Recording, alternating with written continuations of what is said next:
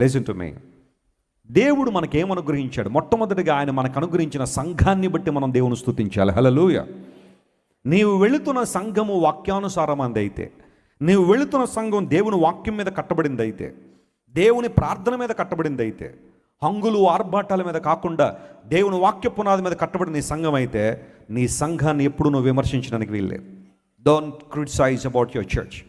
ఎప్పుడు నీ సంఘాన్ని విమర్శించద్దు. చేతనైతే ప్రార్థించే, ప్రభువా ఇలాంటి జీవం గల సంఘంలో నన్ను నాటావు. చాలామంది అబద్ధ బోధల దగ్గరికి వెళ్ళిపోయి అసత్య బోధలు చేసే సంఘాల్లో పడిపోయి ఆధ్యాత్మికంగా ఎదగలేకపోతున్నారు.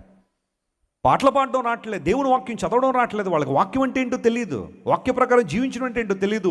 ఆ అసత్య సిద్ధాంతాల్లో పడిపోయి వాక్య విరుద్ధమైన భావాలకు వారు లోనైపోయి రక్షణ దూరం అయిపోతుంటే, దేవుడు ఇంత యోగ్యమైన సంఘాలను పెట్టినప్పుడు, జీవం గల సంఘాలను నాటుపడినప్పుడు, నీ సంఘాన్ని బట్టి నువ్వు దేవుని స్తుతిస్తున్నావా, లేకపోతే చవి సారాలు లేని సంఘం అంటున్నావా?